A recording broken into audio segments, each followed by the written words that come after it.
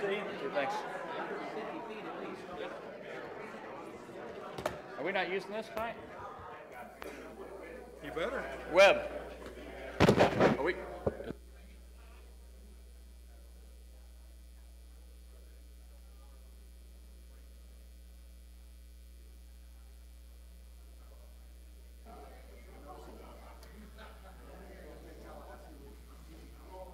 All right, Barry.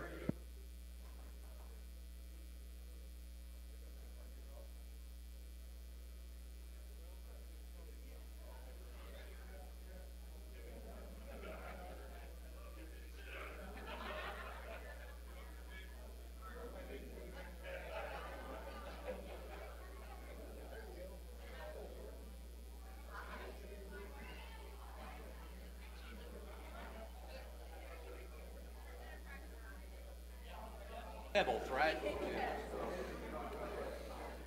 Unless your husband wants to be Bam Bam.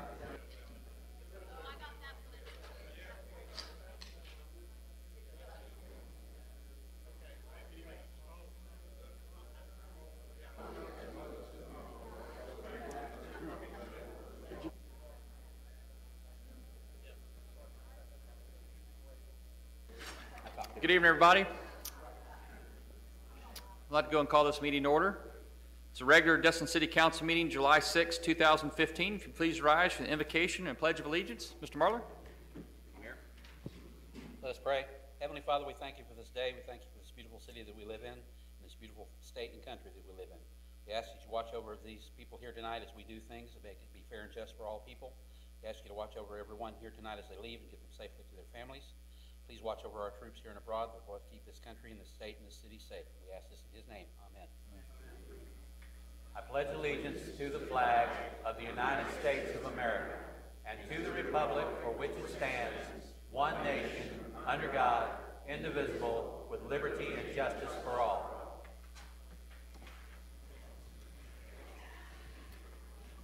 Thank you, Mr. Marler.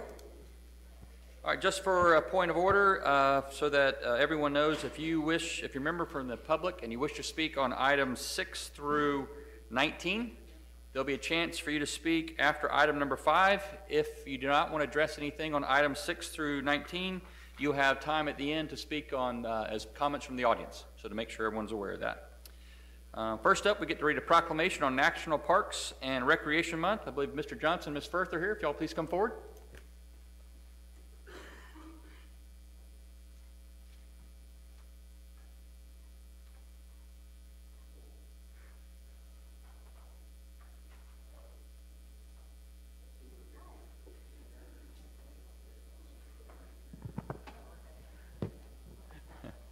All right, good evening. I want to have the honor of reading a proclamation tonight on the Parks and Recreation Month.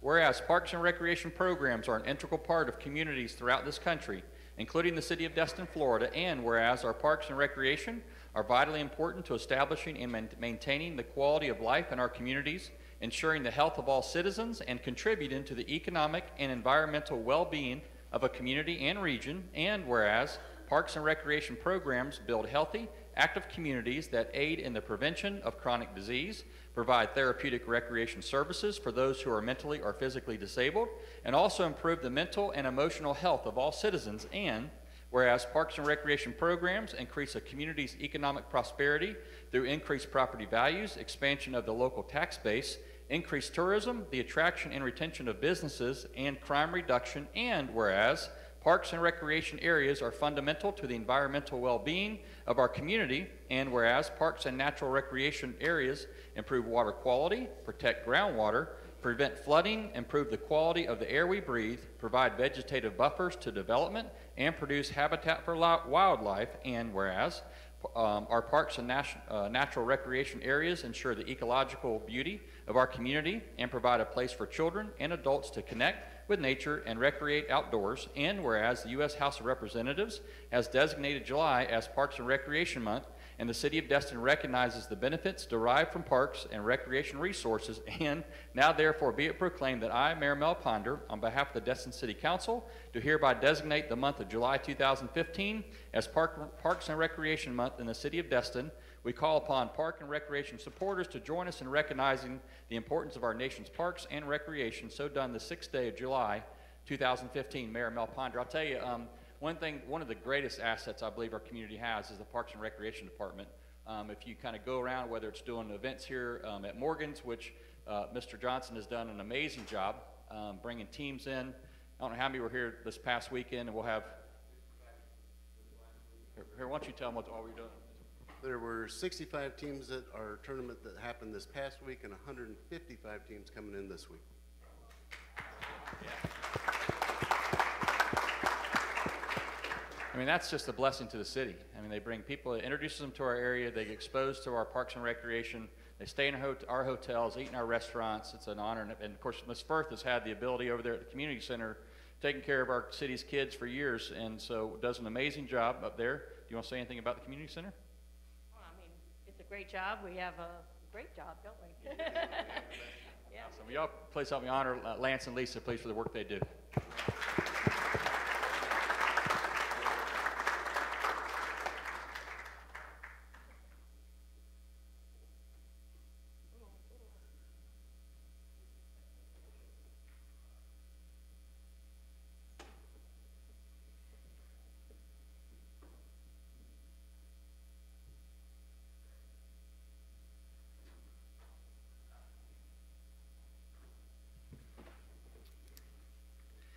Okay, moving on to approval of minutes. Item number 2, request approval of minutes of the June 15th, 2015 regular city council meeting. Mr. Miller, is that the item you had a correction on? Yes, sir. I was in the lurch at the June 15th meeting on my new corporate name. And if you could have the minutes reflect J. Jerome Miller, lawyer, PA, please. Thank you. Okay. Thank you, Mr. Miller. Motion to approve. Okay, Ms. Ramswell is the first. Is there a second? Second. Second by Mr. Foreman. Is there any discussion? Did you say 2 and 3 or just 2? 2 and, or do you want? Okay, all right, good, thanks. Okay, good. This is item number 2, June 15. Any discussion? Seeing none, let's call the vote.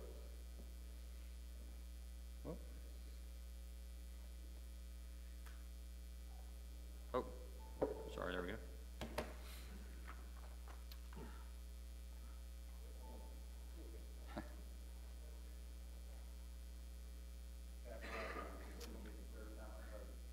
Mr. Dixon. Motion passed unanimous, 6-0. Item number 3, request approval of minutes of May 15, 2015 Council Strategic Visioning Session. Council direction discussion. Motion to approve. Ms. Ramswell is the first. Is there a second? Mr. Wood is a second. Is there any discussion? Seeing none, let's call the vote.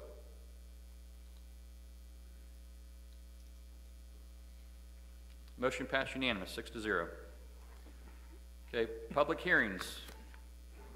Item number 4, first reading of ordinance 14-06-LC, which amends the Land Development Code by creating a new section 18-05-00, multimodal mitigation fee for offset multimodal transportation improvements. Mr. Miller, you please read by title.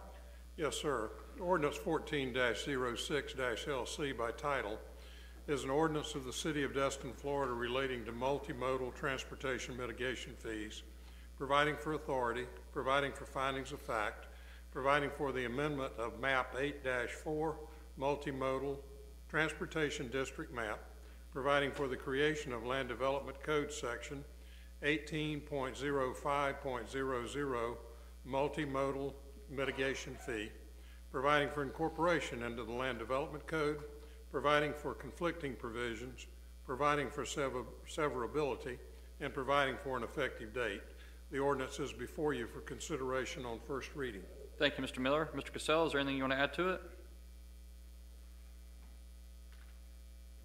No, I think it's a fee that we have been collecting. This then gives us the legislative authority to expend those funds for the appropriate multimodal purposes. So we'd ask for your consideration of this item.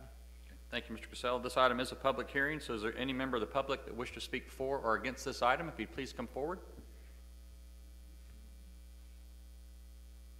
Seeing none, we'll close the public portion of the agenda. Council, comments, direction, discussion, motion?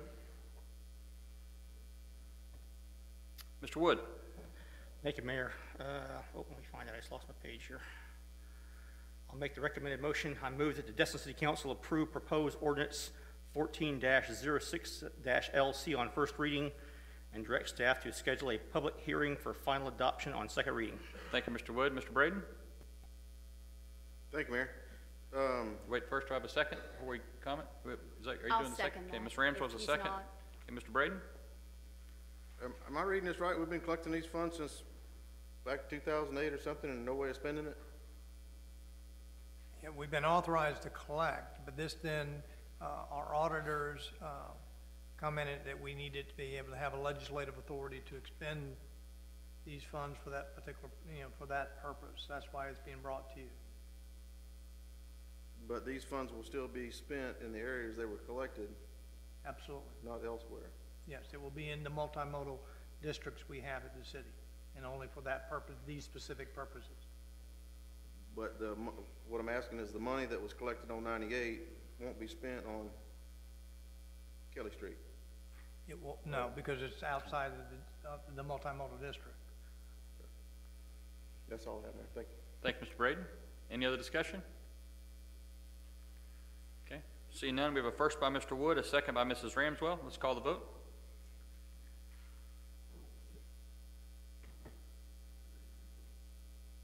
Motion passed unanimous, 6-0. Okay, item number 5, first reading of ordinance 15-03-LC, which amends the Land Development Code by updating the official name of the Destin Executive Airport and incorporating an updated aircraft noise zone map and noise zone descriptions. Mr. Miller, you please read by title. Yes, sir.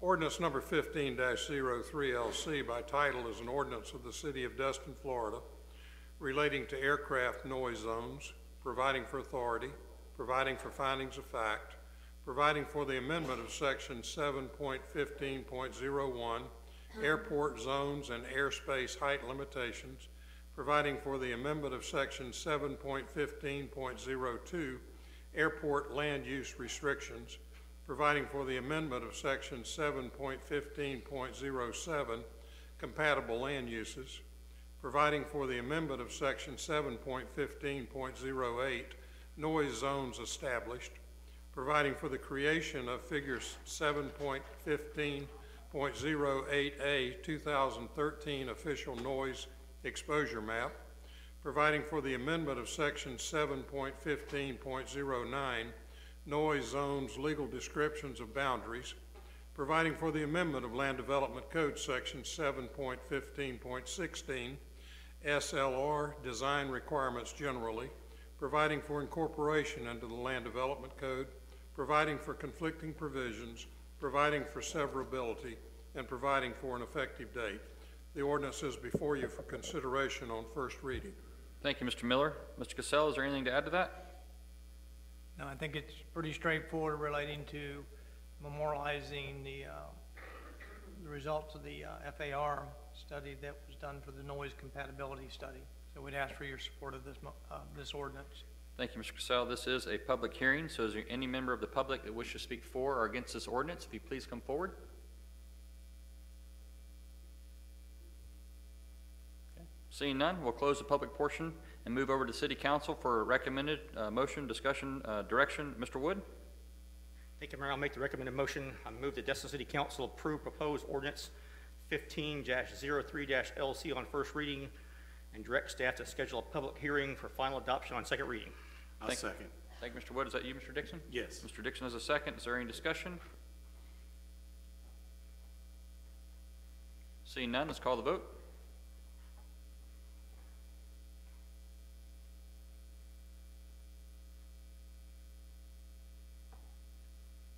Motion passed unanimous, 6-0. Okay, at this point, if the public wishes to speak for or against any item or speak openly about any items 16 through 19, if you please come forward. Mr. Bailey, you might fill out a card? No? Okay. Seeing none, no consent agenda items tonight or resolutions. So next up, we have the amazing honor to have with us not only Senator Don Gates, but also Representative Matt Gates to give us some exciting news that they were able to fight on our behalf for as a city regarding Heritage Run.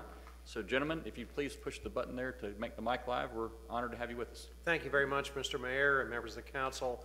I was pleased to see that you were honoring your parks and taking notice of the great work of your parks and their value in the community, because this year again, Representative Gates and I were able to fight off the efforts to turn Henderson Beach State Park into a different kind of facility than we here in the community wanted.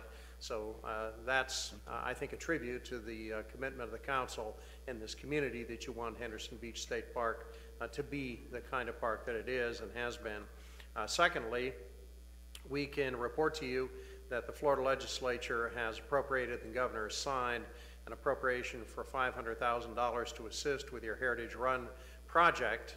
Just to place it in context, 85% of projects like this that were proposed never even made it into the budget. Wow. And many of those that made it into the budget were vetoed by the governor. So maybe we had lamb's blood on the door or something, but we were able to get this project through. And let me just say that Representative Gates, the taller, smarter, younger, better-looking member of the Gates boys, got the job done in the House of Representatives. My job in the Senate was to make sure it did not go off the rails, that the Senate responded appropriately to the House, and we did. The third item that I would mention to you is that the issue that this council has indicated for at least 2 years is the most important infrastructure improvement for the city of Destin and surrounding area, and that is the improvement of Highway 98. We were able to get $62 million into the 5-year work plan for that issue. Now, that's again one of those things that until you see the dirt flying, you sleep with both eyes open to make sure that somebody east and south of us doesn't wake up and take the money. But it is in the 5-year work plan for the first time ever, and we have every hope that by 12 months from now that dirt will fly on that vitally needed project that this council asked us to work on and asked us to advocate for. Mr. Mayor, thank you for the great work that your city manager has done. He has made sure that the needs of the city of Destin are front and center, that are articulated carefully. And we thank you, we thank Councilwoman Ramswell as well for coming to Tallahassee, for spending time with us, for making sure that we understood what this community needed. Thank you, Mr. Mayor. Absolutely, Senator. Thank you. And Mr. Mayor, if I may, there's at least one item I wanted to update the council on that you've been involved in that wasn't addressed during the legislative session, but we've been working on together, and that is the activity that occurs on Crab Island. I know that, Mr. Mayor, you joined us as well as several other members of the council at a town hall meeting we had at City Hall. I think we got a lot of good suggestions at that meeting, most notably the suggestion to create a corridor to the center of Crab Island, because we'd gotten feedback from some of our first responders that when people needed assistance, the first responders could not access them as a result of a series of crisscrossing anchor lines. So what we did was start the discussion here in Destin. I got the Department of Environmental Protection to agree to fast track a permit if such a permit was sought by the Okaloosa County Commission. We conveyed that to Commissioner Wines, who had distinguished service on this council and now represents this community on the county commission. And so far there has been no request by the county to have such a corridor permitted, though the state is prepared to fast track such a permit. So I know a lot of the ideas and a lot of the initiative for that safety measure came from this council, and I would encourage you to just keep that discussion ongoing, because we'd really like to see the county make that request. Only they can request that permit, and we're ready to receive the baton when they do, so that we can make that a safe environment, but maintain it also as a festive environment. To the legislative items that Senator Gates spoke to, there's an important message in the $500,000 appropriation for the people that live within Heritage Run. We know that that project is likely going to cost more than $500,000. Matter of fact, it could cost upwards of $1 million. And despite our best efforts to have the whole project funded, we were able to get half the project funded. And as Senator Gates said, we still view that as a Herculean effort, because so many priorities throughout Florida were not funded in the budget that had been presented by legislators. Here is my ask. Please put that $500,000 to work immediately. We saw several communities in Northwest Florida lose their appropriations or risk losing their appropriations because those funds are not able to be automatically carried forward into the next year's budget. It requires the governor taking action and the legislative action to carry those funds forward. In the past, a carry forward has been viewed as perfunctory. This year, that changed, and we saw the Bud and Dory Day Trail have to hasten its deployment of funds, and we're still wondering what might or might not happen in Mossy Head as a result of they're not deploying those funds in Walton County. So if you do not spend the $500,000 to benefit the good folks out in the Heritage Run subdivision, know that there is a substantial risk that those funds would be repatriated by the state of Florida. My hope is that you can, whether it's accessing city reserves or perhaps even making revisions to your existing budget, find a way to get that done, or at least get the $500,000 used. We wouldn't want to be in a situation where the over 40 homes that are affected, where the water quality issues that are significant when that flooding occurs, and when the public health problems that arise, we wouldn't want to see those continue to persist despite our efforts. All members of the council should know that Mayor Ponder was instrumental in getting this done, as was Councilwoman Ramswell. I know that when we go make the case to our appropriators, the people who chair those committees, it's always easier when you've got all your ducks in a row and when your plans are well thought out and when the rationale is very clear to people. And we met every one of those burdens, and I think that's the reason that we were an exception to the rule to get that funding. I guess Senator Gates and I are ready to answer any questions you may have for us. Otherwise, just thank you for your great work, and we look forward to working with you in the coming years to identify other priorities for the city that we can advocate for. Well, I think we do have a question already, but I want to tell you that I know that we can rest assured that what y'all do for us in Tallahassee is you continue to fight each and every day, and we know that this was not easy, and I know it took some extra effort, but the extra effort paid off. And we're one of the many recipients of the labor y'all do in Tallahassee, and on behalf of the City Council and the city, we're very honored and appreciate everything you do. Thank you so much for doing that for us. I mean, that's $500,000.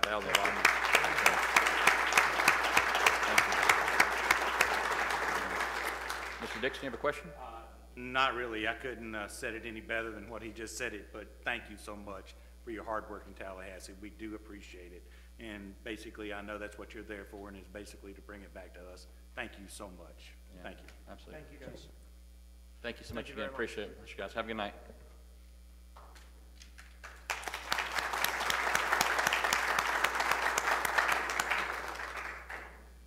Moving on to project reports and comments from Mayor and Council. Ms. Trammell's out tonight, so Mr. Wood. Nothing tonight, Mayor. Thank you. Thank you, Mr. Wood. Mr. Marler? Thank you, Mayor. Under my little thing here is traffic calming issues on Kelly. I think y'all all got the email back on the stealth thing that we did.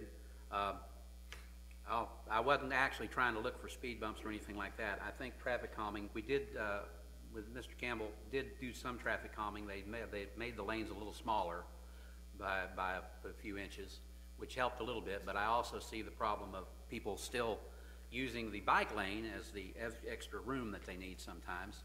And the only thing I would ask is that if we could look at just lowering the limit to 25. I figure if they go 25, they'll go 30, as we've discussed before. If you limit, they'll always go 5 miles over the speed limit. So if we get to 25, we could go to 30, which is the speed limit we got now. I'm looking more at when school starts back up, now that we've got these wider sidewalks. I expect more people to be walking. I walked last night with the dogs, with my wife and the dogs, and we had a wonderful time walking the wide sidewalks. And it was a nice time out there. But I still think we still need to do something with the traffic calming issues, because we did such a great job on making the road smooth and not bumpy, and the curve and everything, that people are just taking a little bit more advantage of it than they should. So if we could look into that, I think I'd be all right. That's all I have, Mayor. Thank you, Mr. Marler. Mr. Foreman? Yes, Mayor, I have the honor of nominating Joyce A. Humber to the Board of Adjustments. Before I make that motion, I would like to mention a few things about her. She's in the room over to my left here. Joyce, would you stand, please? But she has served in different capacities in other cities and on committees for those locations, most notably a Main Street program, which, as you know, I like very much. And so I look forward to her working on that particular committee on behalf of the city. As such, I make that nomination at this time. Second. Okay, got a first by Mr. Foreman, a second by Mr. Wood. Is there any further discussion? Seeing none, let's call the vote.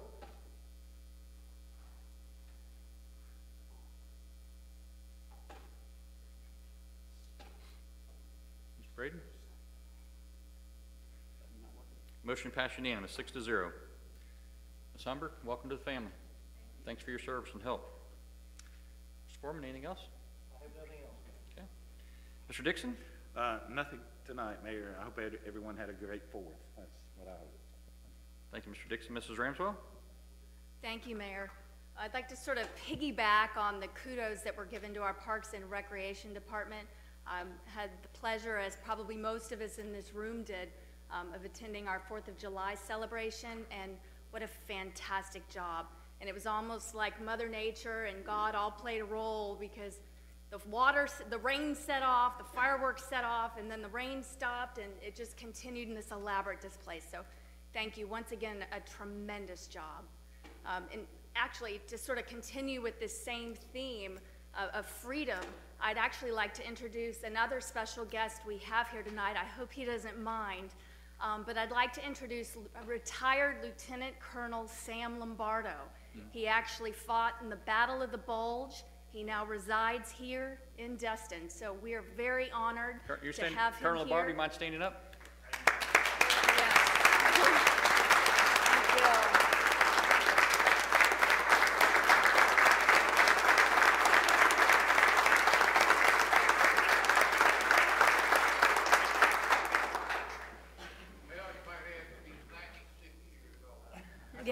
What's that, Mayor? He's, I believe, what, 92 years old? Sir, 96 years old. But he My just got a goodness great health gracious. checkup today. He's got 20 more years left in him. I know, we all need to drink the same water he's drinking. But once again, thank you. One of my favorite stories that he shared with me, and correct me if I'm wrong, sir, but he was discussing that his unit was part of the group that was not allowed to fly an American flag in combat. And so they fashioned their own American flag out of clothing and sheets and such, and flew that. And I just think that's a tremendous testimony to, you know, the power and the will and the courage to fight for our freedom. So thank you again, sir, and I couldn't think of a better time to, you know, introduce you and have you here. So thank you so much. Just want to say that comes from in a legal area. And that's all I have tonight, sir. Okay. Thank you, Ms. Ramswell. Mr. Braden? Thank you, Mayor. I had a question about the survey that was done on Kelly Street. Who did that survey? The speed survey? The Sheriff's Department. Was there a cost associated with that? No. No? That's all I have, Mayor. Thank you very much. Thank you, Mr. Braden. I had a couple quick things. First, Ms. Trammell's not here, but I wanted to honor her in her absence of being a recipient of the Home Rule Award winner. I think it's a great honor to have any of our council members recognized, especially at the state level through the League of Cities. It's awesome, and I know Ms. Ramswell, last time I honored you, and you're announced as one of the chair or co-chair of one of the League of Cities legislative committees, I believe. Is that correct? I couldn't remember what it was. Yes, So- actually, I was selected to chair the Growth Management and Economic Affairs Committee for Florida League of Cities, so Outstanding. very honored to do that. Congratulations. Thank you for that. The last little thing I had is just, I know you've all been emailed anyway as an update, but I wanted to apologize to you all for the overstatement at the county commission meeting, that when I went back and read it and listened to it, I want to get the correction out to you all, make sure I stated everything accurately, so ask your forgiveness for that, but I wanted to remedy that problem right away. Thank you. Amen. I figure if you give grace, you'll get it back. Amen. I need all I can get. All right, moving right on from staff reports and recommendations. First up, Mr. Miller. I have no additional items. Thank you, Mr. Miller. Mr. Shirley? Nothing from here, thank you. Thank you, Mr. Shirley. Next up, Mr. Casella, Friends of the Destin Dog Park fundraising and project update. Yeah, White number, probably. I think we've got a couple representatives, Barbara and Nancy, y'all want to come up? Barb, Nancy, you want to come forward? The memorandum, pretty self-explanatory, but they want to summarize some of their future fundraising activities and where they'd like to see those dollars spent. And I wanted to make sure that the city council was in alignment with their direction. And with that, ladies. Hi. We're honored to hear. Please, whoever wants to start first. Thank you. First of all, I would like to take this opportunity, because usually Nancy gets to speak, so I want to say on behalf of the Friends of the Destin Dog Park, Thank you very much as a council for supporting our dog park. I mean, it's just, without you, we wouldn't have this beautiful park that we have. So all of the friends are aware of that, and I want to say thank you. And the other thing, actually, was Nancy's vision when she started to say, let's have a dog park. And in that process, when we first began, she always kept saying, we are going to have the best dog park in the area. And that was our vision. And we have achieved that vision. I'm just so proud as one of the volunteers to say we do have the best of the best. And it's kind of interesting that this July is Parks and Recreation Month. And I know, not just because I'm a volunteer, that it's the best dog park in the area, because I go there, we volunteer, and I hear so many times from our tourists, from our snowbirds, and from our residents, and I'll even say our extended locals. It's amazing to me the people that come from Fort Walton Beach, Niceville, Walton County, Pensacola, and Navarre, and we know these places have dog parks, but they come to our dog park because they say it's one of the most beautiful dog parks. So I'm thrilled to pass that information on to you. It's just living up to its name. And the other part, our vision that Nancy had always had since we had the blueprints of what we wanted the park to be, was let's start with the basics, which is what we did. Get that in. And then we knew over time, because we didn't have all the funds, that we'd keep adding to it to make it the best dog park. And as you know, the last 2 years we've got our lights in. And as you saw in the packet, this is going to continue. I know I've had a couple people say, when are you going to stop? But you can't. If you want to keep that reputation of the best, you don't stop. We will always probably have some ongoing projects for the park. The number one this year on our list, which we started last year but kind of took a back pedal to our lights, was to do the pavers.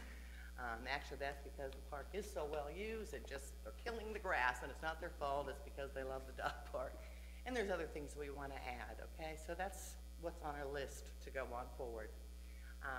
The other nice thing about our park is we know it's a community partnership. So the friends have decided to go ahead and embrace that. And even though we've got lots of donations been given to us, as you can see by our bulletin board, we are really going to, again, actively go out and recruit from our local businesses for these projects some more, hey, do you want to be a sponsor of the dog park? And in recognition of that sponsorship, we will put a sign in the dog park recognizing that and giving them kudos for doing their donation to our dog park. So that's kind of it in a nutshell. We got a lot going, but we're proud of our park and we're here to help. We're proud of it too. Ms. Nancy, do you have any comments? Y'all probably don't recognize me this I know. way. Where's your outfit? I'm usually in that heavy dog suit. I know. Our park is recognized all over. I know the recreation department gets requests from other cities asking how we did it, how we started it, and they're given the information, which makes me feel good that copying is the best compliment as far as I'm concerned. So it has spread. I have gotten feedback from some of the places that have started it in other cities and what they're doing, and they're sharing. So we started it and it continues on, and with your support, which is always very important, the partnership, we will continue. We have projects in mind that we want to continue, but we've got phase 1 and phase 2 done now. With the lights, we're going on to 3 and 4, and then we'll see what happens after that. So thank you very much for your support. Actually, if you can hold on, I think we have a question or two. First up, Mr. Braden. Thanks, Mayor. I just want to say thanks a lot for what you do. And I personally know 7 different people that have condos here, live in Louisiana, and when they do come to Destin to stay in their condos, that's one place they go is a dog park. They like taking their dogs to the dog park. And I had a question about the, I guess you was talking about putting pavers where the grasses stays where all the time. Have you priced out artificial turf at all? Is that way too expensive? 'Cause I have no idea. Yeah, and then there's some of the issue with runoff, the maintenance of it, and so forth. So we've actually, we work closely with the Parks Department, Mike Pelzer, that reports to Lance, and have done all kind of research of what would be the best solution for the dog park. So they're actually, they call them grass pavers, but they're like that picture, they're kind of permeated. So that if we can get special grass growing in between it, that works. I guess a lot of places, if you look on the internet, they use them in parking lots and all kind of places. And worst case around the entrance, if they don't get grass to grow with just good sand, but it'll keep the mud. When we have heavy rains, that's the other issue. We end up getting mud, and people don't like mud and dogs together. That's all I have. Thank you so much. Thank you. I had just one quick question. I don't see any others. Is there, and I asked Mr. Casella ahead of time, are y'all gonna have, like, in terms of gaining the sponsorship, any kind of like thresholds or criteria of what, say, you allowed to be like advertiser, sponsor? You know, we just let anyone take out a sponsorship? Do you have some criteria that of a filtering of who you? Okay. Yes, That's sir. something family friendly. Yes, sir. Outstanding. Okay. Perfect. Yep. Good. That's all. Thank you again. You guys are amazing. Appreciate what you do for us. Thank All right, you. Thanks. Thank y'all. So do you need us to do anything at this point? I mean, just to be aware of what you're doing? Okay. The city council, everybody? Okay. Great. Thank you Thank so you. much again. Thank Appreciate you. it.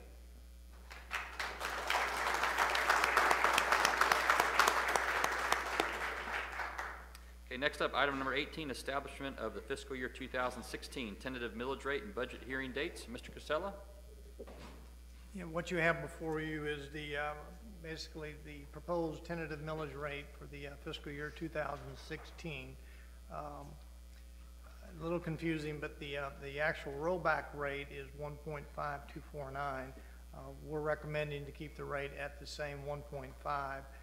That would generate a little less than $400,000 of additional revenues because of the appreciation in the market values. So we also have the dates for the hearing would be September the 8th and September the 21st.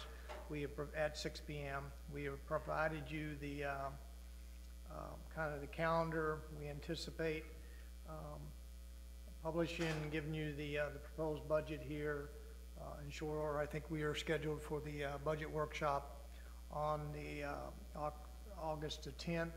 And to go to Mr. Representative Gates's comment earlier on the Heritage Run, we do intend to propose some funding option for the Heritage Run on the August 10th, either using reserves or a portion of reserves and capital dollars. So we intend to do that. So with that, we would propose this to you and hopefully get the dates established. Thank you, Mr. Casella. City Council, first up, Mr. Dixon. Yes, I have to ask the question, how is it that, that our property values would increase and then our rollback rate would actually be higher than the 1.5?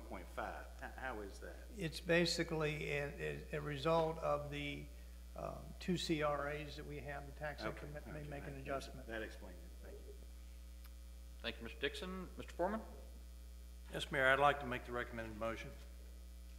I move that the city council set the tentative millage rate for ad valorem taxes at 1.5 mills, which is less than the rollback rate of 1.5249 mills, and confirm the date and times of the public hearing for the fiscal year 2016 budget for September 8th and 21st, 2015 at 6 p.m. Second. Who had that second? Second. Mr. Dixon has the, okay. Thank you, Mr. Dixon. Ms. Ramswell, discussion? I actually had a question. To my knowledge, this is at least the second year in a row that our millage has been less than the rollback rate. Is that correct? Yeah, I really don't remember what it was last year, to be honest, but it's going to be like that probably going forward, simply because of the effect of the two CRAs. Because you have to pull the growth from the base year forward out of your property values, and that's kind of putting a false roll forward rate that's higher than our current millage rate. What is the highest millage rate the city has been? 1.8. 1.8. Yeah. I hope the city recognizes we honestly have one of the lowest millage rates around. I mean, it is phenomenally low. So kudos that we're able to keep it as low as we are. Thank you, Ms. Ramswell. Mr. Wood? Disregard. Okay, no problem. We have a first by Mr. Foreman, a second by Mr. Dixon. Is there any other discussion? Seeing none, let's call the vote.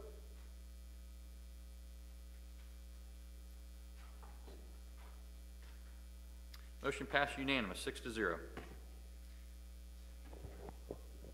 Okay, moving on to item number 19, Mr. Casella. Yeah, the only announcement I want to make tonight is the Envision Destin, the strategic planning, the visualization study that Keenan and Associates is conducting for the city. They're returning to the community the week of July the 20th. The workshops will be Monday the 20th for the Crystal Beach area. We're going to tweak the schedules a little bit. We're going to merge and combine the town center and harbor CRAs into one. So that's going to be Tuesday at 5:30 for those two planning areas. And then Wednesday, the 22nd, we'll have the Holiday Isle planning session. This is where the rubber meets the road. This is where Canaan will give you some of their suggestions based on what they heard from the preferences and discussions they had with the community and the stakeholders when they came at the first time. So I think this is going to be an interesting discussions that week. We do plan a follow-up workshop with the mayor and city council at 5:30 on August the 11th. So you'll have your opportunity to hear directly from Canaan as they relates to what they're seeing and what they've seen and heard in Destin. So it's going to be an interesting process over the next couple of 3 months. They're also looking at Highway 98. I think it was Senator Gates mentioned the money that's being spent on from the county line to Airport Road, but then there's a 3R project that is being planned by DOT. And if you remember from the discussion that we had with DOT when they were here about the safety assessment report, and we're going to include anything in that safety 3R project, now's the time to do that. I know Canaan has some ideas, there's other ideas out there, but we're on the clock with DOT. They need to finalize and give directions to their consultant, which is Atkins, to finalize that design, and they want to hear from us by the end of September what our expectations are. So this next 2 or 3 months is going to be where the heavy lifting goes, but it is on target so that we can make the effective changes in the city's comprehensive plan as well as land development code, so we can get it to the state of Florida by the end of this calendar year. So again, that week of July 20th, we've been doing some of the public information, pushing out some of the social media as well as the emails, and we'll be doing some ads in the newspaper. But we would invite everybody. We had excellent participation when they were here earlier this year. We would want that same type of participation, but they listened. I can tell you they listened to everything they heard. They will show you the results of what the different stakeholders groups preferences was as relates to particular street treatments and issues like that. And then they'll give you their feedback as it relates to the intensity and density. So we'd invite everybody to come out for that week. Thank you, Mr. Casella. Mr. Dixon, question? I was just going to ask, and Mr. Casella said it pretty well as far as notification. If we had any kind of a sign-up sheet or something like that for the people that actually came to the meeting, so we could at least make sure that those people were notified and maybe send them an email or whatever it takes. And then to ask, is there going to be any more flyers that would go out because of that process? Yeah, everyone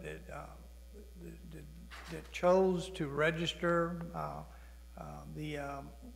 Lynn Cherry with the public information person with Canaan got all that information, and we'll make sure that everybody participated gets an email understanding that when they're coming back.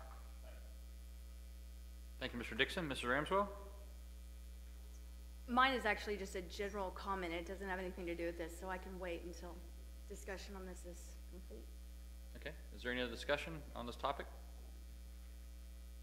Okay. See none. Do you want a discussion about this or just in general? Oh, it's not a discussion. I just realized that I forgot to mention something. I hope everyone in this room has actually been down Main Street lately, because wow, what an improvement. And I just wanted to offer my thanks again to our partnership with Trees Destin for helping install those palm trees and that landscaping along there. It looks absolutely terrific, and I think it's such a step in the right direction to really improving the facade of the area. So thank you again, and if you haven't been down Main Street, take a drive because it looks dramatically different in a great way. Yeah, I agree, absolutely.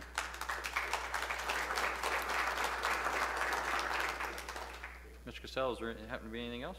No, that's all. Okay. Moving on now to comments from the audience.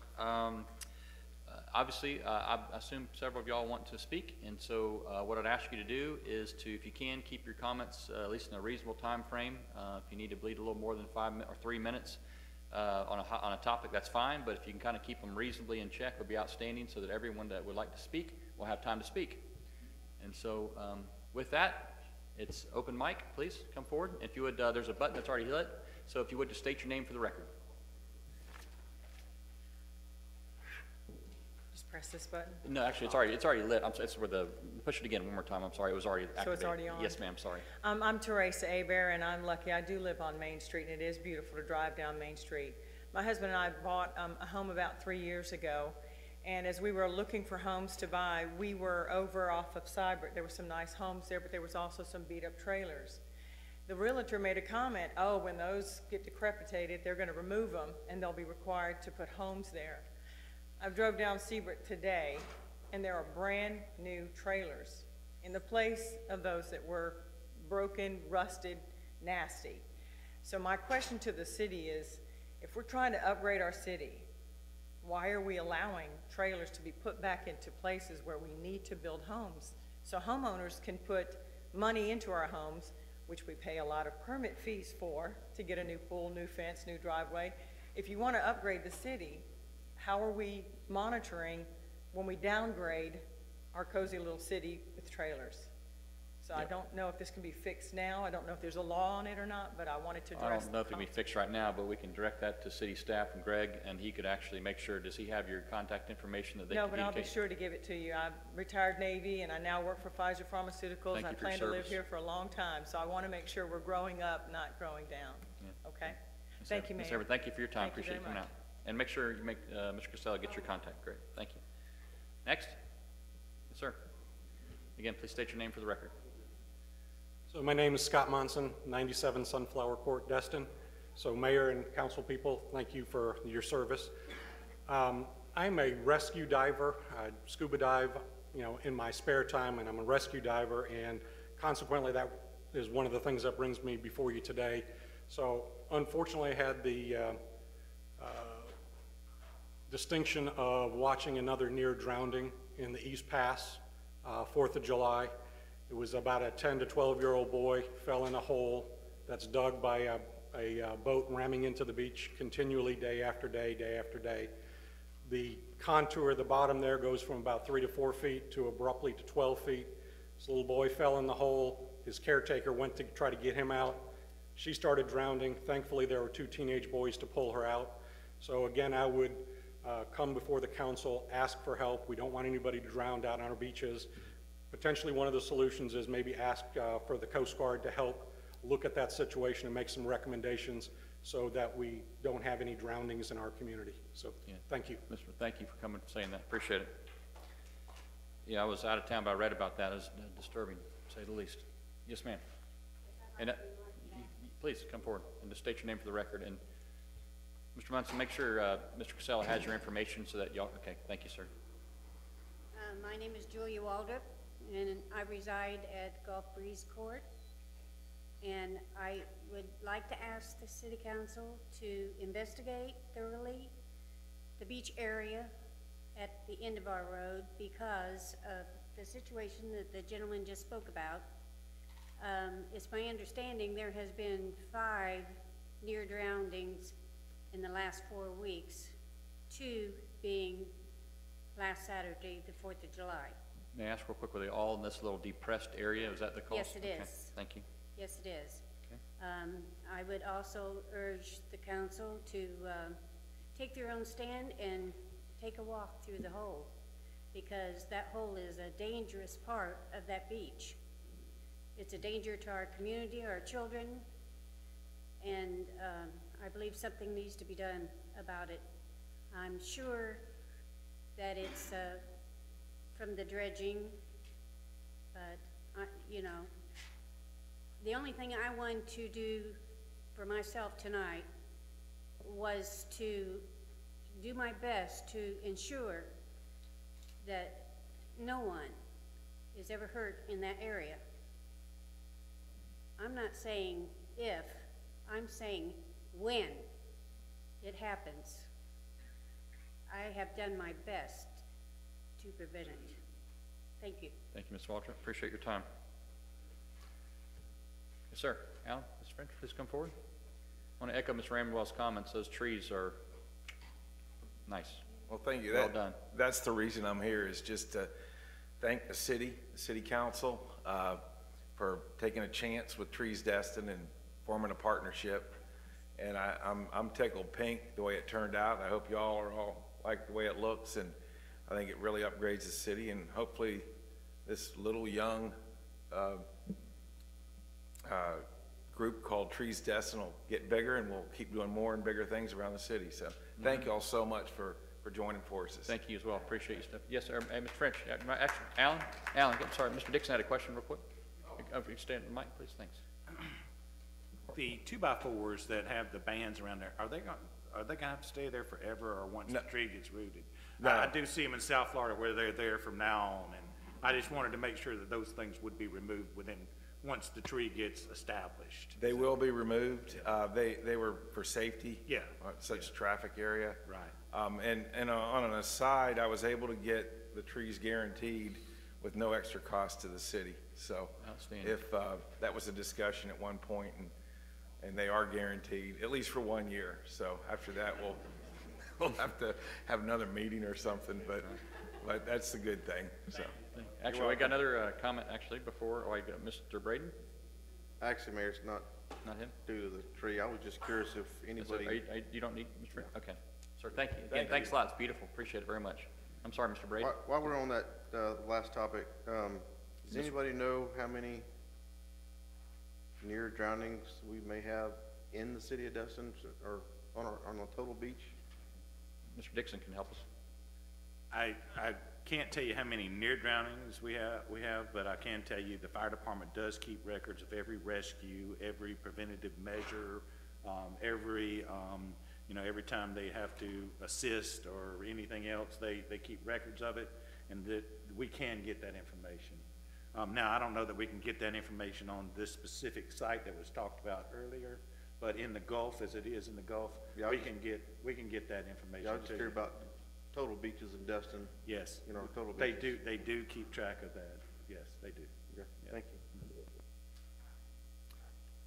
Anything else, Mr. Braden? Okay, Mr. Wood? Yeah, I just guess raises a question for me. With as many folks as use the beach out in that area, do we have a lifeguard out there? Or does the fire district have a lifeguard out there? We did appropriate last year a lifeguard for the jetty area there, and I'm not sure, I'm not gonna say for sure there is one there, but there was. No, maybe not right at that place. And Ms. Ramsell can probably answer better. She's No, you're good. There is a lifeguard there for the 100 Days of Summer, stationed there with a rescue jet ski. However, it's not at that particular part. It's further down on the other side of that little finger jetty, I guess we call it. That's where they're stationed. So they have no responsibility, because essentially that particular area, that parcel B is private property, and it abuts the state and the core property. So the section that the lifeguards actually patrol and man the jet ski is further down on the state property, where we were asked to install someone after the several near drownings and the actual drowning in the pass. So. Okay, I guess, let me ask you a different question. I know, whether you agree with it or not, there, I believe, are those orange balls out in the water for the boat to be able to beach. I guess, if I want to ask this, well, why are kids swimming in that lane? I don't understand that. I've had some back and forth, and I actually sent an email to the owner of Parcel B just to make sure he was aware of the situation and the fact that there is a trench there. And he said he's in an information gathering process right now. He wants to gather a bunch of information. He will be back in touch. what has happened essentially is as the boat backs into the land, the props have dug a trench. So what has happened is children and people are swimming on either side, and you know, it's very easy, let's float on our back or whatever you do, and then suddenly you go to stand down and you're not in that 2 to 3 section anymore.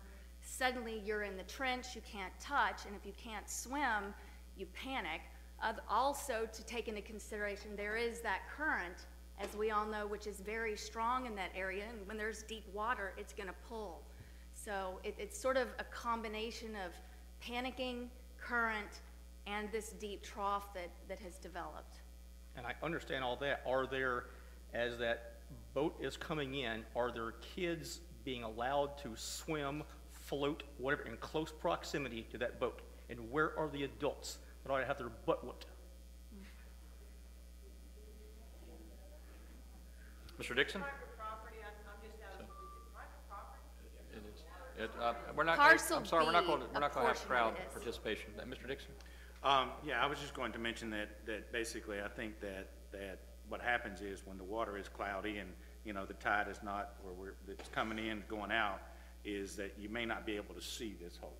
And so basically I don't think there's kids swimming in the lanes that they're coming in while they're beaching the boat. But I think what happens is going in, they've got their props down and they're trying to get to the beach, and then leaving out, they're kicking it up just as much. So basically what happens is I think you cannot see these holes that well, especially when you're in the water. So I feel like what happens with these kids that are out playing in 2 or 3 feet of water, that automatically becomes 8 feet, you know, within just a step, and I think that's where we're kind of getting in trouble with it. So. Yeah, I think, I mean, Mr. Munson said it, Mr. Waltrip too, and I'd hopefully, Mr. Casella can work with, whether, as Ms. Ramswell directed it to, the owner of the parcel or management of whether it's a buoy system or some sort of alarming system that can designate that. And I don't know what y'all can do to work things out, but clearly it's the alarm's been raised that we need to try to work out something we can. Mr. Foreman? I'm trying to reconcile, I'm sorry. You're good. Push the button. I'm trying to reconcile where the water line and private property become separated. I think the problem is that what we're describing is a area where, if I'm wrong, I mean, I don't know that, but an area that the boats are carving out a depression in the water line inside the water, and yet what we're addressing it as is if the ownership of that property is responsible for it. I think we've got a situation here where we can't define the problem.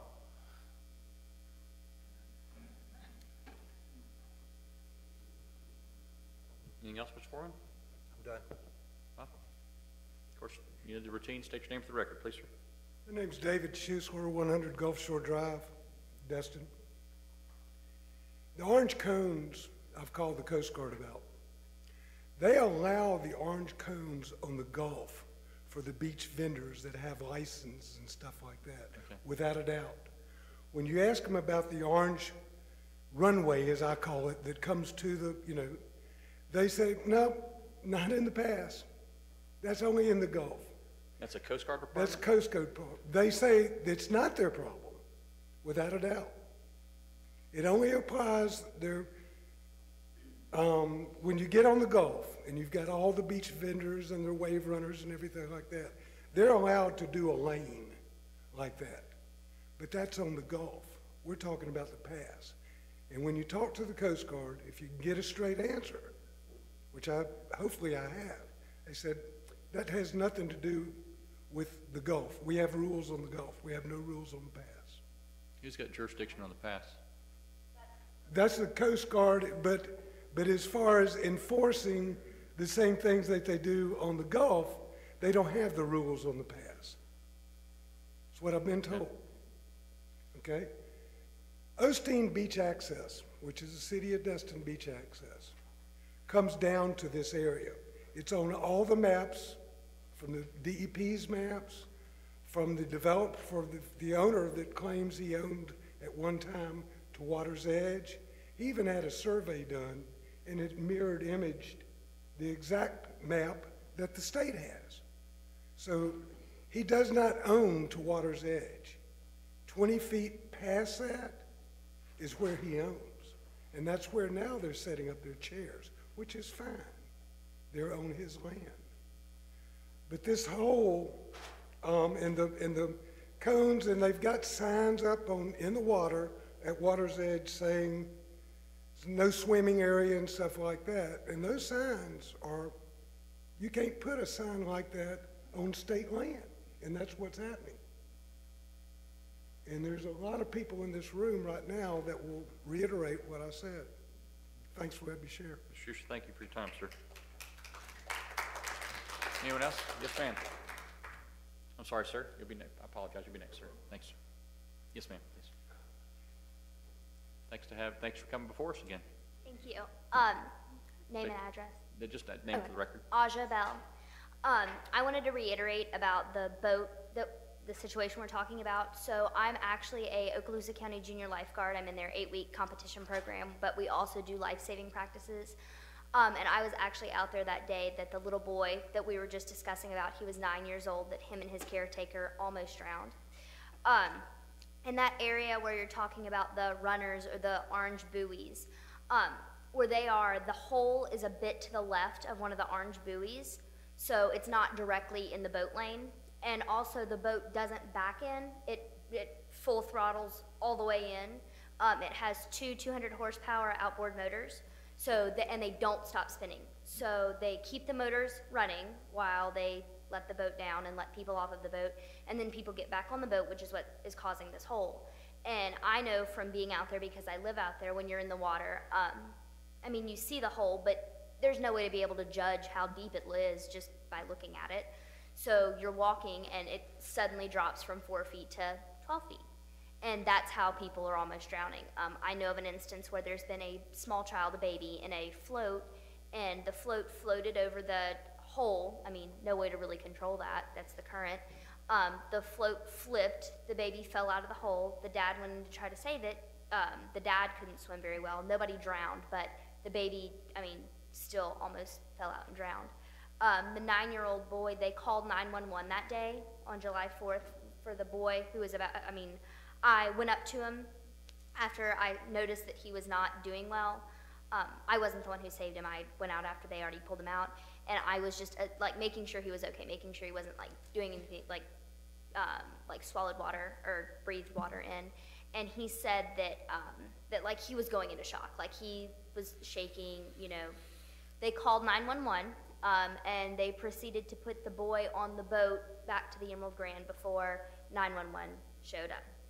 I don't know if that was a personal choice, but I do know that particular day there were two, maybe more, but I know for sure there were two Emerald Grand security guards out there on the beach, on the private property of the beach, and I know they were talking to the boy and the family as well, so I don't know if they had anything to do with putting him back on the boat, but I know that it wasn't documented by 911 when they showed up because he was not there. So that's all on the whole, but definitely that needs to be addressed. Thank you, Ms. Bell. Appreciate your time. Thanks for being out there, too, to help. Yes, sir? Just state your name for the record, please, sir. Yes, sir. My name's Dave Shreve. I live on Gulf Shore. Senator Gates, Representative Gates, thank you, Mayor Ponder, City Council. I want to speak about the same situation here. I never knew what the commotion was about as far as the East Pass and the beach until I went out there, was invited by family, friends, and many others from Destin Point and all throughout Gulf Shore. Early in the morning, we decided to go out there and set up because we knew that the commercial properties would be soon coming in there, or the commercial entities would soon be coming in there and taking over the area. So we set up early, enjoying the 4th of July. It wasn't long before the commercial folks came in order to set up the umbrellas and chairs. Wasn't long before the stakes went into the ground next to us and said, we're not allowed to sit there. This is swimming lane. You need to move. Took us all by surprise. We're on public property at this point, all within 20 feet. And so then the boat started coming at full force, ready to come in, and realized there was one of our boats you know, from some of our folks that were attending the party that was there, so they were trying to find another avenue. And so they started rearing up their motors and coming straight forward. There's plenty of people in that area, so you're not just gonna be able to drive straight forward and then all of a sudden drop your gangplank down and let the people off. We motioned them to stay back, let the gate come down, we'll help the people off. And we did so. After probably about 6 or 7 tries that they attempted to make, trying to run the ground. That's improper. That's a commercial entity. To try to have public property to where people are trying to enjoy the 4th of July and all of a sudden come in and say you're not allowed to be here on a public beach is incorrect. And this is improper. So what I'm saying here today is define the boundaries. Identify the limitations as far as what the boats can do, cannot do. The hole that was dredged, I have video of it because I could not believe with my own eyes the depth in which those propellers were causing as far as a continuous back churn of the waters. And I was astounded because then I understood why we have so many near drownings out there. And so it's got to stop. So whatever the commercial entities are, identify the proper location for them to go. The embarking and de-embarking, you know, so debarking.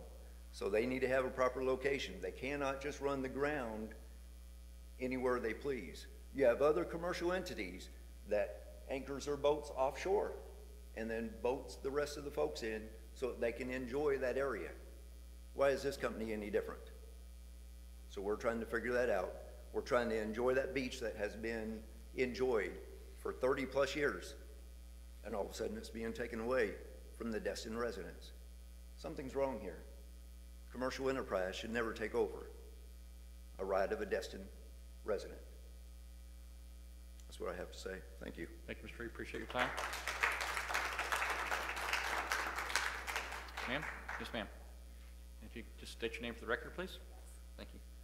I'm Jill McCabe, 93 Lands End Drive, Destin.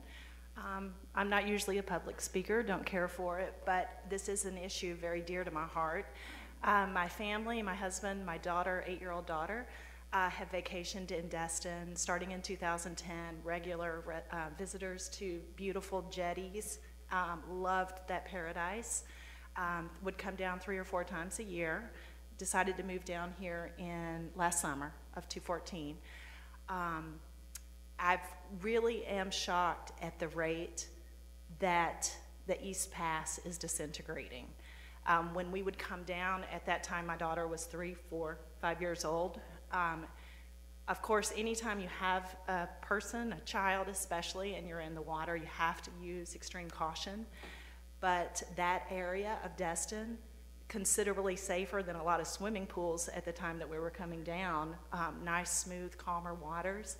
It's just disintegrating at a rate that's shocking.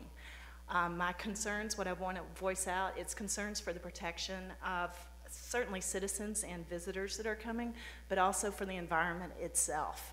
The rate that it's degrading, it needs to be slowed and stopped. A cease and desist. I really implore you to consider that as soon as possible. Okay. Thank you. Thank you, Mr. McCabe. Appreciate your time. Mr. Crow, and then finish right here.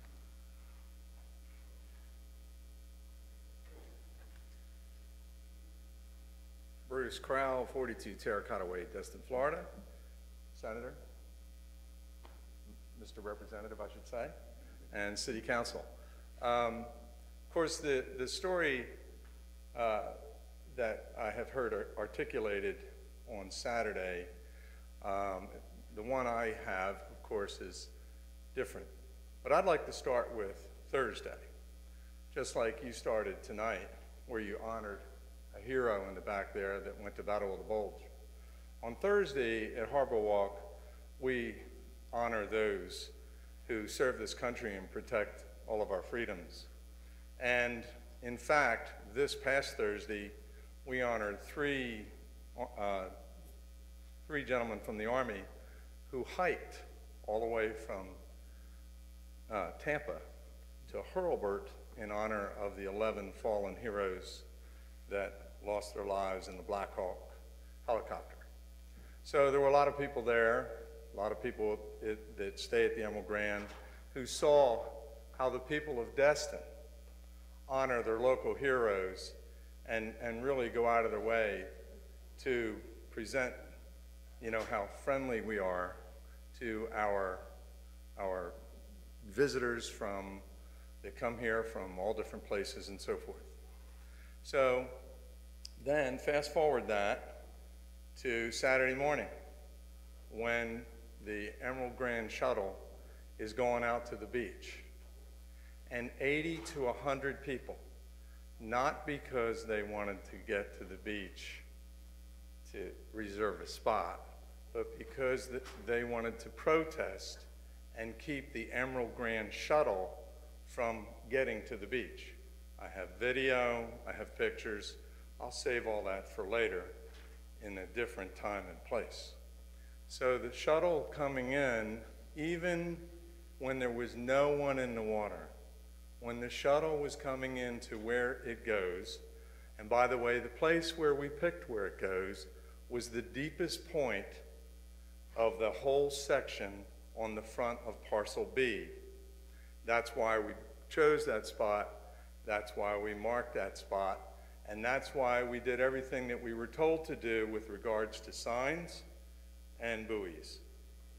As we pulled in there, as I could show on video, people got up out of their chairs. These people who I was just heard were just out there to get there early, came into the water to stop the boat. I have my beach manager. You can hear him on the video saying, folks, please, come on, it's 4th of July. You know, really? I mean, is this patriotic? Is this the way to welcome our visitors to Destin? And they couldn't go in the first time. They had to come back out. They had to, you know, ask again, please, folks, we got, you know, we want to get in there. We want to set up our chairs. We want to drop off our guests. And as I have on video, it shows them traversing the beach, you know, back and forth, doing anything and everything they can to keep the boat from landing safely where it always does. As far as signs go, they brought with them 8 signs, planted them right close to the line on state land, where it said that they had turned in to the health department that this beach was unsafe because of fecal matter and the like. It's true, they did do that. That's what they put on the signs. And it's also true that the health department went out, did a complete inspection weeks ago, and as it was in the paper, found nothing wrong, and also, in fact, complimented us on our operation because we're the only one that brings a bathroom to the beachgoer. Everyone else, you know, has to run 500 yards or more back to wherever they're staying. So this whole operation that was orchestrated out there on Saturday was to do anything and everything they could. So on the next 4 trips on that boat, I even had to explain to our guests and owners of the Emerald Grand, owners and owners' guests, that please excuse the disturbance of those out on our land, our 14 acres of sand, which, by the way, a lot of people used over years of time. And they kind of got used to being there. And we like them being there. Why can't we all just go to the beach together? So we said they feel they want to run the rightful property owner and their owners and guests off of that sand. So we will be met as we arrive with some Destin residents who don't want us there. So please ignore it, but if they use curse words or they get in your face or they disturb your quiet enjoyment, please let us know because we will call the Sheriff's Department. As a result, we had to call the Sheriff's Department. We had to contact the city manager, we had to contact the Coast Guard, and we had to contact the Fish and Wildlife people and say, you know, we believe we're doing everything right. We have asked you how we should do it, and they all agreed. The Sheriff's Department came out. because they said that they could not interrupt this aisle where we come in.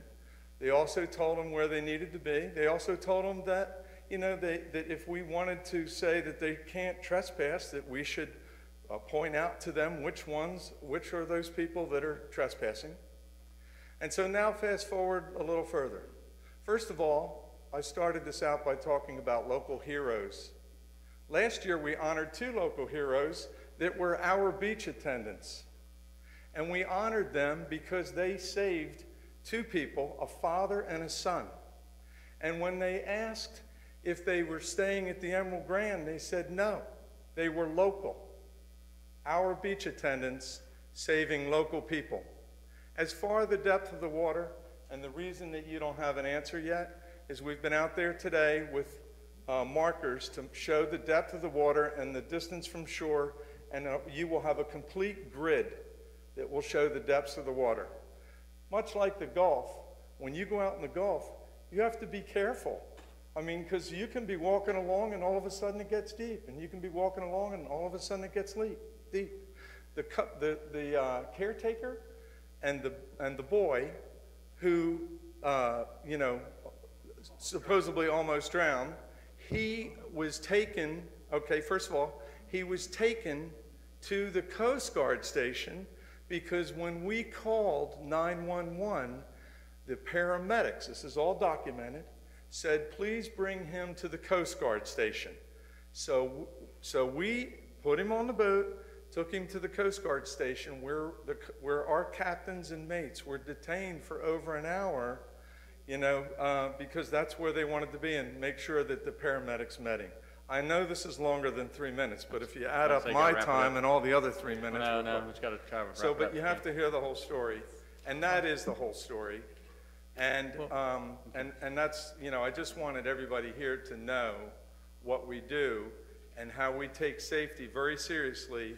But I have to say, people say to me, how do you do what you do? And I say, well, because most of the time there's nothing new. But I have to tell you, this Saturday, there was something new because I never ran into people that live in a city that depends so much on tourism to keep us from landing our boat. Thank you. Thank you, Mr. Crowe. Appreciate your time, sir. Thank you. Yes. Yes, please, Mr. Ramswell. I'm sorry, I just have one quick question. You were discussing your land and the use and how y'all had abided by what they told you to do with the cones. I'm just curious, who was they? I mean, which entity was it that helped y'all choose what method to mark and that sort of thing? Well, the Fish and Wildlife, see, the state, the land, underwater land, is mostly owned by the state until you get to where it's the federal navigable waterway. Mm-hmm. That is a federal navigable waterway, and that's why the Corps and federal government and the city and the county all help pay for it.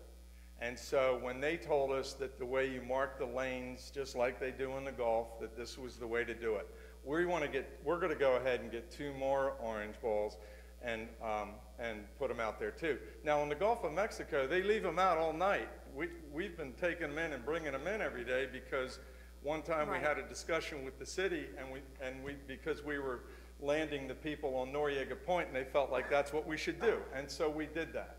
And so we continued that same practice there. Okay, great. I just wanted to clarify who they were in terms of trying to identify we met with all the of them. parties. Okay.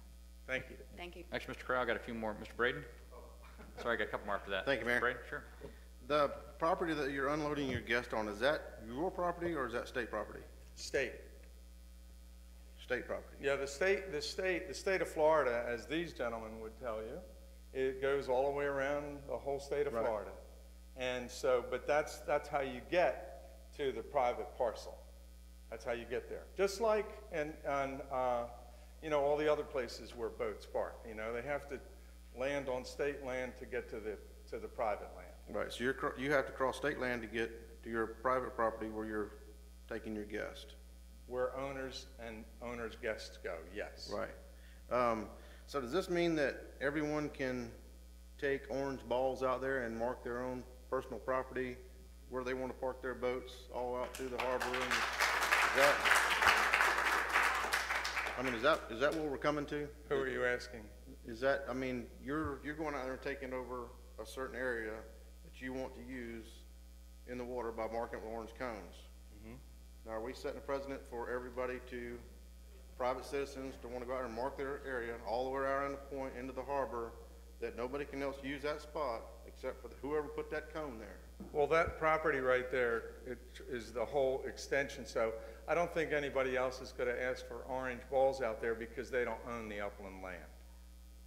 But you can still go out there and put orange cones and mark your spot so nobody else can park their boat in the Well, harbor or wherever on the weekend, so you have, because I mean, it's busy and sometimes you can't even find a place to park your boat, but now we can go out there and mark our spot. This was 4th of July, and there were a lot of boats out there, but the only boat that we had to watch out for was one of the homeowners that was one of the protesters put their pontoon in that lane so that another way to keep us from getting to the land, which we also have on video. But they had every right to be there as much as you did, correct? Well, we marked it. But they didn't mark their own, you know, we just had this one marked, you know, and they wouldn't move. I mean, you had to be there to appreciate it. Well, I understand that, I'm just saying that everybody. Can we please have order in the area, please? We're not gonna go Everybody doing all this. I mean, everybody, Thanks. including Great. myself, have the right to yeah, park please the boat ask away. Yeah. wherever we want.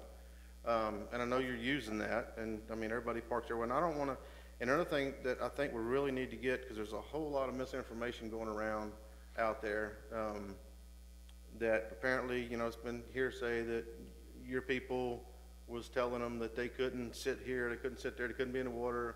Sheriff's Department was telling them they had to move off the state land. And I don't know if that's because, you know, Peter Boss is related to the sheriff, and he's getting extra privileges. That would be or what. hearsay, because the state land is for the people of the state of Florida. Right. And the people of the state of Florida can go anywhere they want on state land. And it's very specific as to 20 feet rather, right. Inland of the mean high water line, everyone can go. And everybody, and if you could have seen it that day, it was the whole continuous parcel in front of parcel B was, you know, chair to chair, which was fine with us, no problem. Where the problem began was blocking the access and, you know, to our own property. But that's really not access to your property. It is access to our property. That's how you get to our property. And this is, by the way, that one spot is. It's the same way as Noriega Point, okay? It's the same way as Noriega Point. If you want to get to the city park there on the end of Noriega Point, you drive your boat up on state land to get to the city's Noriega Point. Same exact thing, just different owner. Right. I mean, you have every right to use your property however you see fit. That's right. It's your property. I just don't want to get into the habit of the sheriff's department or anybody else telling somebody, private citizen, whoever it may be, that they cannot sit somewhere on that 20-foot mark, wherever it might be. Sir, they didn't do that. I'm just saying, I don't want to get to that point where your people or sheriff's department or anybody else or city staff is going out there telling somebody they have to move because this is where we normally pull up. We don't do that, and the sheriff's department didn't either. I'm sure the sheriff's department has records that will show you that. I'm done, Mayor. Thank you. Thanks, Ray. Mr. Dixon? Yeah, this question won't be for you, Mr. Crow. Okay. Mr. Wood, is your question for Mr. Crow or somebody else? Okay, then go ahead, Mr. Thanks, Mr. Crow. Thank you. For Mr. Crow? Okay, just one more, Mr. Crow? Mr. Dixon. Go ahead, Ms. Ramsell, since he's there, we can go and relieve him.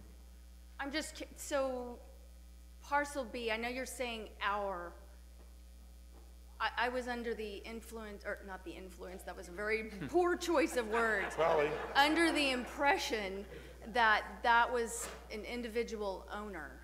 It's a corporation owned by several individuals. Okay, but isn't it single-family residential? Or is I don't know the, what the, you know, use is of that parcel as you know, because I'm the manager, not the owner. Right, okay. All right, thanks. Thank you, Mr. Crow. Thank you. Mr. Dixon? Correct me if I'm wrong, but the lanes that are in the Gulf where they've been permitted to enter and exit the beach are basically for wave runners. I mean, no boats, no actual boats are allowed in that lane. It's my understanding. It's basically to be able to wave runners to come and go, and they had to be at idle speed. So, you know, that's different than, we would not allow a boat to pull up in the Gulf side. Hopefully we wouldn't allow a boat to pull up on the Gulf side and take passengers off or anything else. And that's always my understanding, is that there was like a 700-foot rule where they had to stay 700 feet offshore. I think that's in our ordinances that we have. But, and that's county ordinances, by the way, I think, because basically in that property is the state and the county itself. But I've never seen, I've cobia fished out there many a day, and I've never seen on the Gulf side a boat other than a jet ski pull up onto the beach. Yeah, let me comment a second. Our jurisdiction, from a land use standpoint, ends at the mean high water line. So anything that's happening out in the water side, we don't have any jurisdiction over from the city. And, you know, I think you've heard different testimony tonight about the Coast Guard, the state, the city, the county, and so forth. I think the challenge here is, and I was just talking to the city's land use attorney, is you're dealing, at this point, you've got an upland property owner who owns whatever, you know, the 14 acres, 10 or 14 acres upland. There are certain riparian rights associated with that upland property. So there's some versed riparian rights that this property owner may have relating to that, and access from the water to his or her property. So we really haven't studied that issue. I don't know if Mr. Shirley wants to opine, but that's where we're maybe at, is does that property owner have certain riparian rights, access from the water? I don't know the answer to that question. Maybe Mr. Shirley can offer an opinion. They are going to have that right to access to and from water, and gain reasonable access to water from the land, and that is one of the rights that is recognized as a riparian right in the state of Florida. And it's, you know, it's both to water and it's from water to the land and then back to water as well. And that has to be, that utilization, that riparian utilization, has to not interfere with other uses of the waters that are being legally undertaken. So there's a balancing that has been recognized under state law between the competing uses of the water and the access to and from the water from the upland land area. What's within that definition of reasonable distance from the water?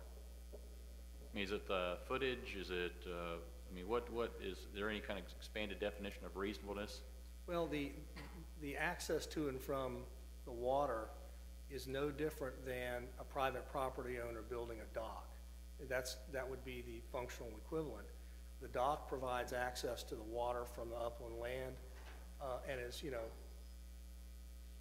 a certain width of distance that's reasonably necessary to gain that access. And so the way I would view it is that the boat that is beaching is going to make a similar demand upon that area.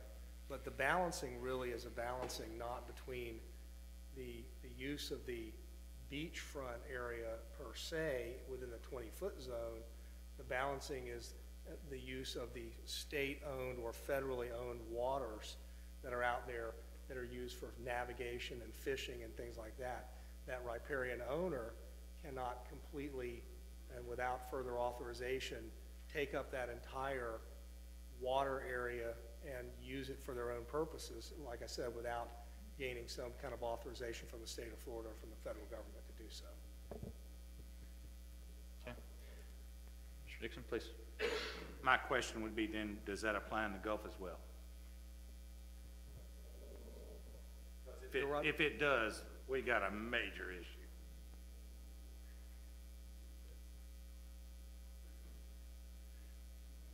The state has regulations that say what you can and can't do on the Gulf that are different, and the county as well, that are different than the regulations that apply to inland waters.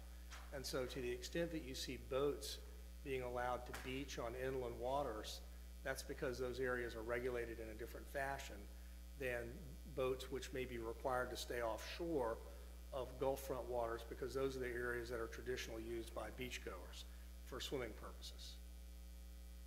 So there are different, and you're right, it is a county regulation. I didn't have a chance to look at it before I came to the meeting tonight, but there is a county regulation with regard to the use of the beachfront areas and the access by jet skis, the lanes, and the staying offshore of those areas so as to promote beachfront safety.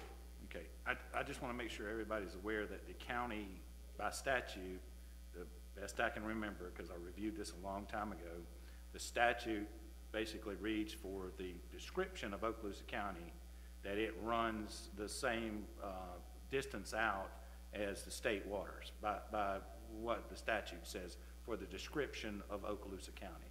So I just want to make sure in the Gulf of Mexico, the way I read the boundaries of Okaloosa County is they run with the same distance as the states does. So if you would look that up, please. Yeah, Mayor, what I would ask is that you let the land use attorney do some research on the riparian issue, because riparian rights are very tricky. There's a lot of case law on riparian rights throughout the state of Florida.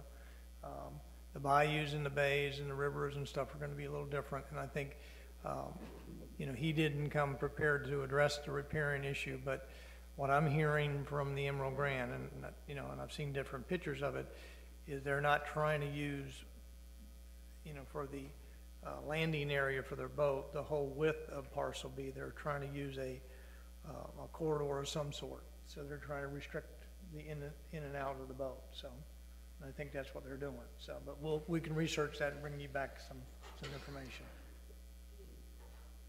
Okay, Mr. Wood? Yeah, I wonder if we could add one small piece, as I'm getting kind of interested in this whole issue of the lanes, whether it's on the Gulf side or the inland waterway side, if there are different standards applied by different organizations to how those are done. I'd like to understand that process better. So if there's a Gulf standard and an inland waterway / pass standard, I want to know who permits, if they're permitted, what the rules are, and what's the flexibility allowed by the local operator who operate within that scope. Thank you. Thank you, Mr. Wood. Mr. Ramswell? Thank you, Mayor. I actually had looked into this a little bit and spoken with one of the commissioners, and the actual applicable statute was statute 16-44 of the county statute, and it was the closest thing they felt they had, and it actually addressed Gulf of Mexico waters. So he did not believe that there was one that addressed our specific pass issue with that type of an inland body of water. So again, that the jurisdiction issue reared its head. But I mean, in my opinion, regardless of jurisdiction, I mean, we're looking at either Destin residents or visitors of Destin that are getting involved and potentially injured with a potentially fatal problem. And so I really believe it's incumbent on us, even if we're not the legal authority, to work with whatever legal authority and entity and owner there is so that we can prevent a disaster, because that's where we're headed if something isn't done. So we need to work in a concerted effort to ensure the safety of everyone. Yeah, I think we got two different issues here. One is what legal right, if any, does the Emerald Grand have access parcel B? And we can research that from riparian and other state regs and so forth. Then the other issue, which I think is more paramount, is what can be done to reduce that safety concern that's out there for anybody who may be swimming. I mean, those are two separate issues, but I think we can address them both separate and apart. And I think what I'm hearing representative from the Emerald Grand say that they're doing some topos and stuff, elevations, to evaluate the depth of the water. And there may be some things that they can do and we can do. So we'll be glad to look at both of those issues and report back to you. Thank you, Mr. Casella. I do have a few more council members that want to speak, but I would like to make sure I give the public a chance to speak as well. So let's go ahead. You're first, and then we'll do these two. Okay, please. Yep. State your name for the record, please. Yes, it's on. Yes. Marcy Bell, 3 Gulf Breeze Court here in Destin. My daughter does a much better job at speaking up here than I do, but I just want to make a few points. So first of all, the parcel B is zoned as a single family resident, not for commercial use. So why there's a commercial business being brought in there to begin with is beyond me.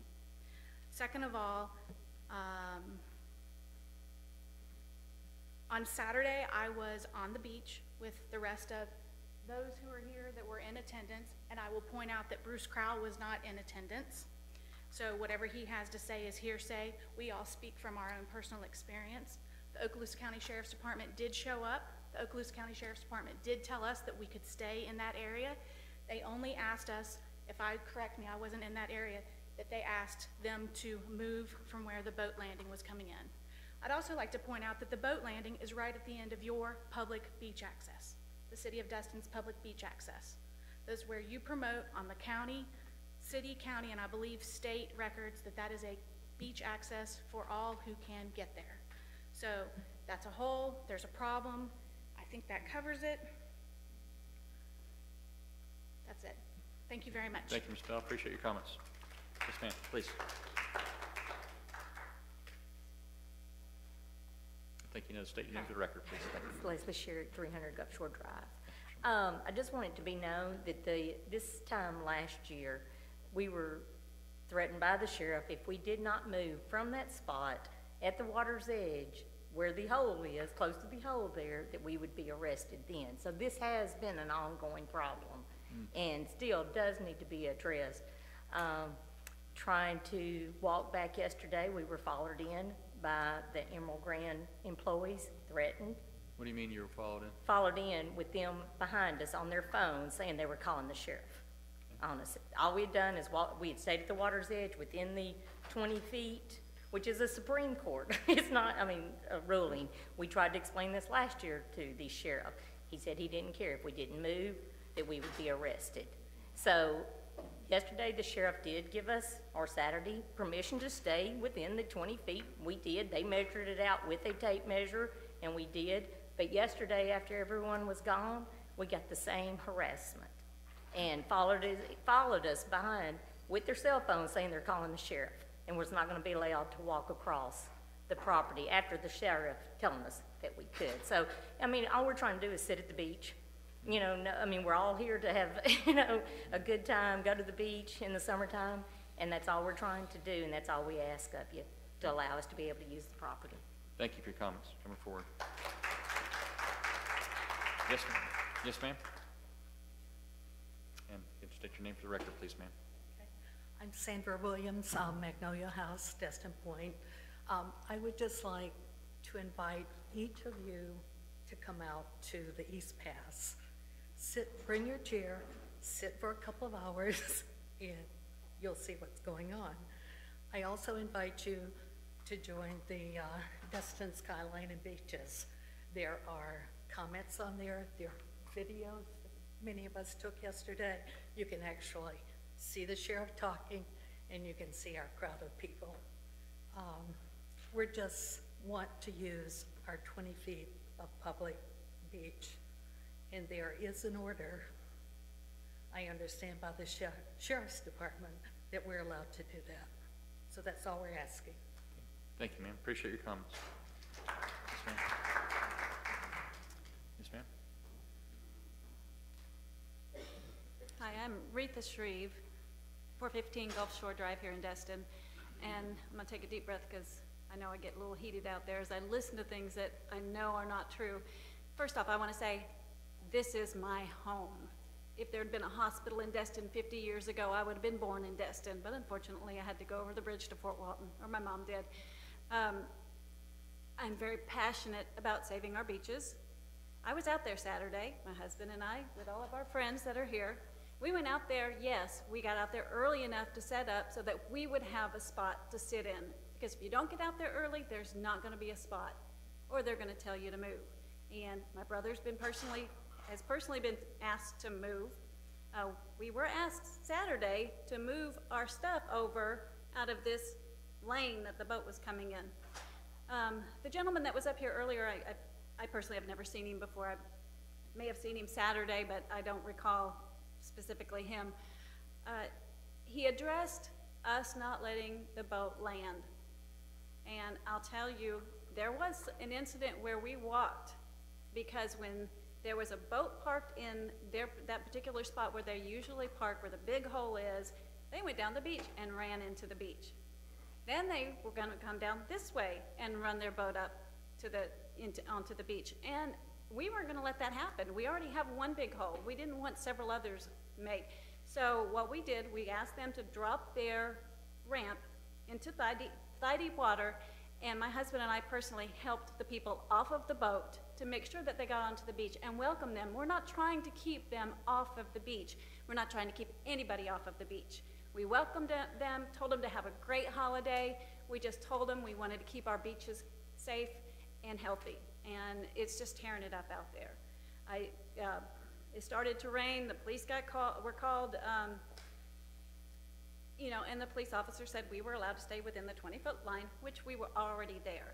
So that's my main comment about this. This is my home. I want to see it stay healthy. I don't want to see it become a circus or, like everybody else said, a free-for-all. I love our tourists. They are our lifeline.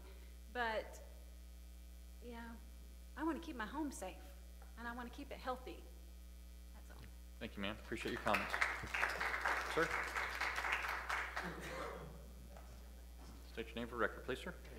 Camilo Geraldo, 49 Garnet Bayou Road.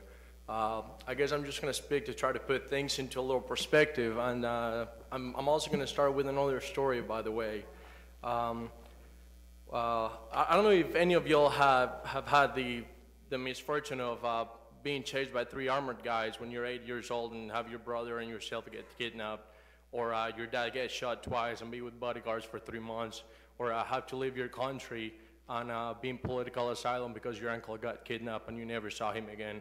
But God bless America and our first world problems. I mean, I think we're really, really, really fortunate to live in this country and have everything that we have. So now that I went through my story, I guess I'll put things into perspective. And they do say that if you don't have enemies, you don't have character. So I guess some people may like me, some may not. But I guess it's my right to speak up. And I'll try to put things here into perspective, just for what I see at 30,000 feet. We are here arguing or everybody giving their opinions because there's people that are using a private land on the 20 feet right away. I think the owners of the property, if maybe we can work out a workshop with the citizens, I don't think they have an issue with them using the 20 feet right away, but they own a lot. They put a lot of property into this property based on the rights that they have. I think it's only fair if we work something out. I mean, they're not using the whole 150 feet of or 200, 300, however many feet of shoreline they have, and they will have their place where they can shuttle their boat. If it's unsafe the way it's doing it now, well, then maybe let's submit, see if we can put up a dock, and you guys support it since you guys don't want to have any drownings. But I think there's no such thing as 100% of everything, and not everybody can have the cake and eat it too. I think they're willing to work a little bit and try to allow the people that live in the neighborhood to use the beach. But come on, does anybody here owns a Gulffront home in Holiday Isle? And I wonder if you will be interested in me donating some chairs so you can have other people go in there and sit down. I know the easement and the laws are a thing, but something is courtesy. When you go to St. Destin or you go to Seaside, you see the signs that says private beach, and I know there's still a 20 feet right away to walk up and down, but I have to understand that there's people that pay a lot of money to come and stay there, and they want to enjoy their privacy, and at the same time, I have my public beach where I can go to, just like I can do at Noriego Point and somewhere else. I just think I think a lot of this is silly, and it can be talked down by sitting down. I mean, I will be more than welcome to help you guys and all the residents in Destin Point and Holiday Isle and try to work a solution. But we really need to figure out about the bigger picture. Like, why are we not trying to figure out the traffic issues that we have or something. I don't know. That's just my 2 cents worth. Thank you for your comments, sir. Appreciate it. I know that we've got, is it, sir? Is it about, sure, please. If you, no, I'm sorry. Do you want to comment? Yeah, please.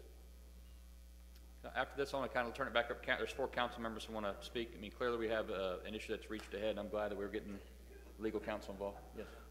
Thank you, Mr. Woodlass. Sure, please. Yes, Marty Moskell, 754 Vintage Circle, Heritage Run Subdivision.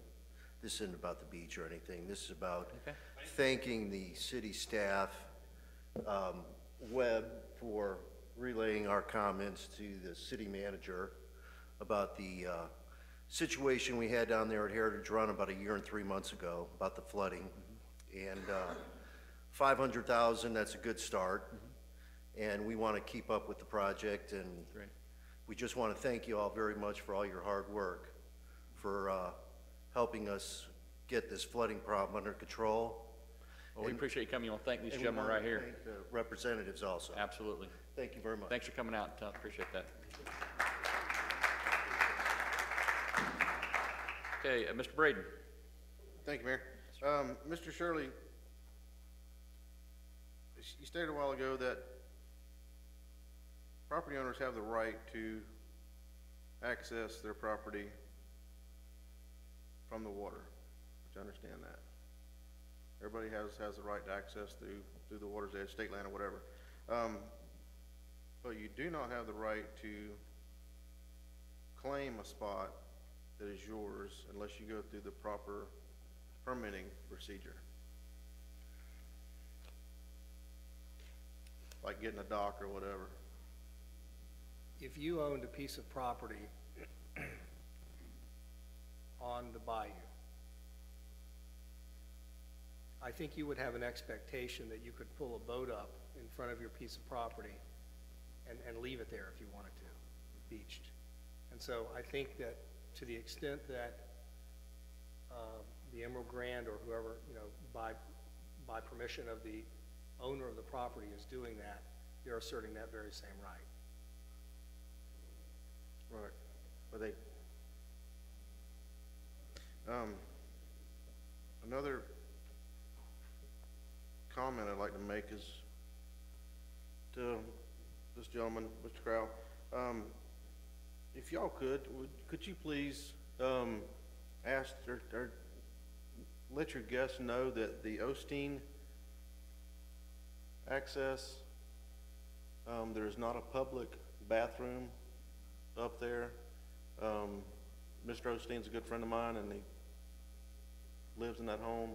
And there's he's called and expressed concern that there's several people there. I guess they see the sign out on the beach that says public access, and people come up there asking him all the time, where's the bathroom at? And they can't find a bathroom, so they just wind up going in his bushes or whatever. But he asked. You're directing that to me, right? Sure. He asked if we would say something, if you'd let your guests know that there's not a bathroom. Our guests I would very much invite you, even tomorrow morning, you can go with us on the boat and you can hear the speech that the mate makes. He talks about life vests. He talks about the bathroom. He talks about how to use it. He talks about that they can have Coke, and 7-Up and so forth, and that he talks about all the safety issues. And then they deliver them to the beach. So the only people out there that know about the bathroom are the Emerald Grand guests. All those other people that are out there, okay, with the exception of homeowners, okay, all the other people out there on snorkel boats and dive boats and all those people, we don't know where they go. But when I took the health department out there and they actually rode on the boat and we, went to the beach and we stopped, a lady got on the boat, walked right past us, went to the bathroom, and then she got back off and she went back to her beach chair. And the health department lady said, "Now, how do you know that was an Emerald Grand guest?" And I said, "I don't. Anybody wants to come on and use the bathroom can." So if there's an issue, because we don't card you or ask you for an armband, we don't have any of that. We don't ask you for a room key or anything. If you go to that beach and you use that city beach access and you have to go to the bathroom, you can go to the bathroom on our Emerald Grand Shuttle. I'm just saying, telling you what he personally told me, Yeah, I that, understand. I'm just that answering. people come up to that access, to the road. We just don't know who those people are, and I Well, would say to you, I don't believe they're Emerald Grand guests. Thank you. They told him that, not me. That's all, Mayor. Okay, thank you, Mr. Braden. Mr. Foreman? We definitely have a bathroom problem. What I was going to say about the lanes that we discussed earlier, when June Decker Park was originally put in place, you had jet ski rentals out there, and there were lanes, and you could not come within a certain distance of the shore. And that operated free the way, and you're also not supposed to have swimmers in the water in those lanes, which was part of the arrangement. It's been a long time, so I'm trying to remember this, but there were rules in place there that separated out the people who wanted to access the beach and to set up on the beach, and also the ones that were renting jet skis and the ones that had their own boats out in the water. They couldn't come within a certain distance of the lanes, and those rules were in place. I remember them. I just can't reference them. No, this was in Harbor, June Decker Park.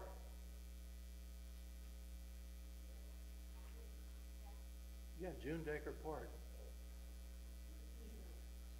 Yeah, you're thinking Beasley. Yeah, but there were rules, and that of course was the Gulf also. But there were rules that applied to the various accesses there. Let us research. I think we can come up with, because I think the Gulf of Mexico is going to be treated a little bit differently than the pass and then the bayous and the bays and so forth. But there's case law out there. There may be Attorney General's opinion, a lot of different things on these riparian issues. I mean, this is not a unique issue to the state of Florida. So, Thanks, Mr. Cassell. Mr. Marler? Thank you, Mayor. For Scott and for Greg first, I don't want to make a site-specific thing. If we're going to do something about regulations for the beach, we need to include the harbor, especially around Noriega Point. We got boats beaching there. We got lots of boat traffic. We got the same dangers that they're saying that they have over there on that side of Noriega Point. We have them right there in the harbor. Same safety issues. Now I'm going to turn the tables a little bit. We keep talking about the right-of-way, so to speak, or the 20-foot line of the beach.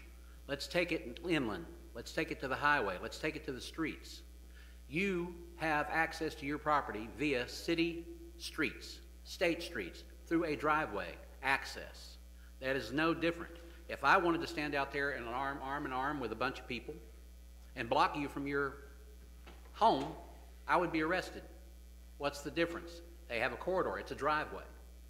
Some people might say, I have a dog in this hunt. I don't have a dog in this hunt. The only hunt I have is safety for everybody and for sensibility. There's a logic somewhere in here. The logic is it's not about the land. It's about the person that you're attacking. And I don't care about the person you're attacking. Hey, I don't care about the person you're attacking. He's not my concern. ma'am, no ma'am, no ma'am. We're not going to start going back and forth. We'll adjourn right now. But we have a land issue, not a person issue. If there is a land issue, let's fix it, okay? But what you're saying is you're actually blocking a person from getting to their land. It would be no different if I stood in front of your driveway and told you you couldn't access your property, because I'm standing on public property at that time. Not your property, but public property. You could stand in my driveway and stop me from driving into my driveway. Please, be more respectful. The point I'm trying to make is we need to make this, if we're going to do this, let's not make this site-specific or person-specific or anything like that. If we're going to do something about rules, we do it for the entire city. And that includes those who say yes, those who say no. But if we're going to do it, we do it for the city, not for a particular business or a particular place. That's the point. I don't want to have the Emerald Grand or any other entity come back and try to sue the city and spend the taxpayers' money if we do something that is wrong. But if we do it the right way, that's fine. Whether we're the citizens and the city is right, the Emerald Grand is right, let's do it the right way. And this is not the right way, coming up here and say it back and forth, because there's all different stories. Everybody's going to have a different story and a different perspective. Let's get to the truth and let the truth be known. And the truth will set you free, as it says in the Bible. That's the way it should be, and that's the way it ought to be, and not start attacking different people. Thank you. No one's. Mr. Mayor, Yes. we're going to be evaluating land use, the issue of riparian rights, not specifically riparian rights for this particular parcel, but the issue of riparian rights and what rights individuals have who own waterfront properties to have access to their properties from the water. It's generic. It's not specific, and we'll give you that report. Thank you, Mr. Cassell. Mr. Wood? Thank you, Mayor. As a friend of mine has told me many times over the last 7.5 years, no good deed will go unpunished. And we've entered an issue tonight that I wished we had not gotten into. Safety, I get, but there's more to this than safety. There are all kinds of things going on in this city, unfortunately. And as one sitting councilman, I'm not going to get involved in civil litigation or other people's issues. Safety, I get that. I'm glad to hear that everybody's concerned about bathrooms. So when I build a bathroom on Noriga Point, I know you're all going to support it, so we can keep our beach clean, and I appreciate that. Thank you. Thank you, Mr. Wood. Anyone else?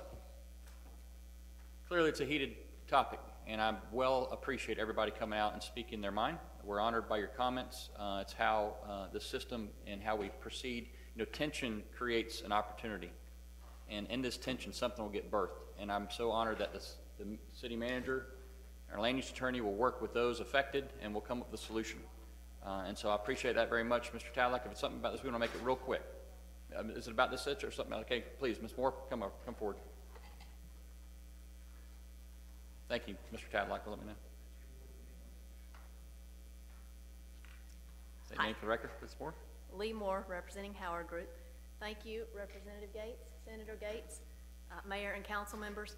I'm going to reach back a little bit on a totally different topic. Sure. So just bear with me and we'll get to why I'm reaching back. Recently in the discussions around the request for open container status for Destin Commons and related properties, statements were made at a Destin City Council meeting and also in the newspaper that Grand Boulevard was an open container center. And the statement was made that Destin Commons needed to be open container in order to compete with Grand Boulevard and other nearby centers. And so, as Mr. Braden mentioned earlier, Councilmember Braden, a comment about misinformation being out there. We don't really want misinformation about our developments and properties circulating out there, and it has been, and we've gotten questions about it where we never got questions about it before. So just to clear the record, Grand Boulevard is not open container. We do occasionally get a permit for alcohol consumption at events that are held on our property, and when we do that, those are legally permitted. There's a designated area that is cordoned off, the streets are cordoned off, and people are not allowed to take alcohol outside of those areas. And so any other venue can apply for the same permits to have alcohol consumption at that venue. This has been our operating standard since we started housing events there in 2007. So just to be clear, other than permitted events, alcohol is limited to the property of each restaurant that serves it, and the outdoor seating areas are fenced off, and it cannot be allowed outside of that. So we just wanted to clear the record since that was brought up in a public city meeting. Thank you. Thank you, Ms. Moore. Appreciate your time. Anyone else? Mr. Tadlock? Mr. Lombardo? Colonel? Colonel still plays golf, hangs out with Honorable Palmer.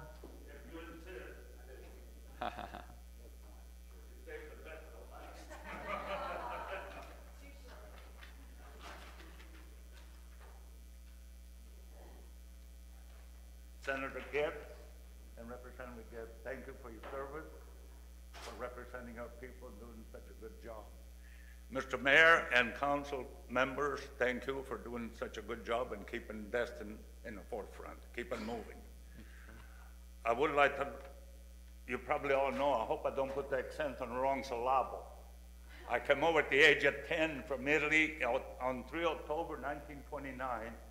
The two best things that ever happened in my life, landing in New York and becoming an American, And number 2, moving to Destin 4 years ago.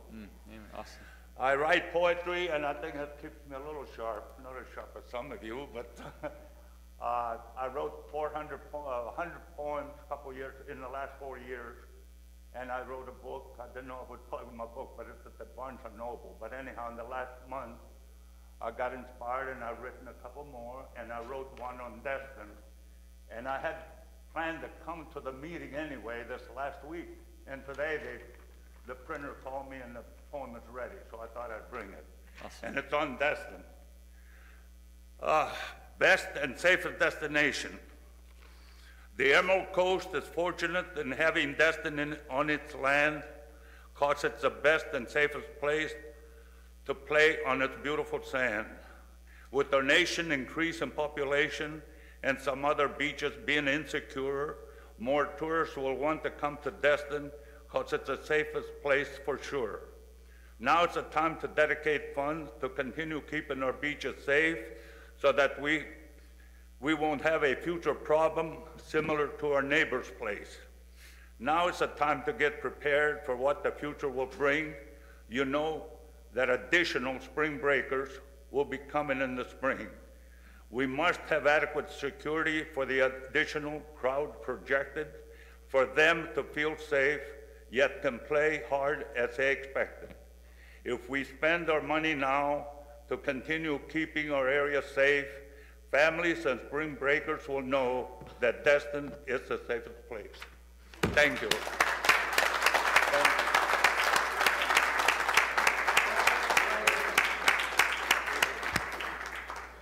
Colonel, that's a good way to wrap things up. Again, I want to thank everybody for coming out. I appreciate you hanging with us for this point. I thank you for everybody who came forward and spoke. Ms. Bell, you've got an amazing future in public speaking, so thank you for always coming forward and sharing your heart. It's an honor to have you. Senator Gates, Representative Gates, you guys are amazing. Thanks again for your service to us. That always blesses us, and we appreciate that. With that note, this meeting is adjourned.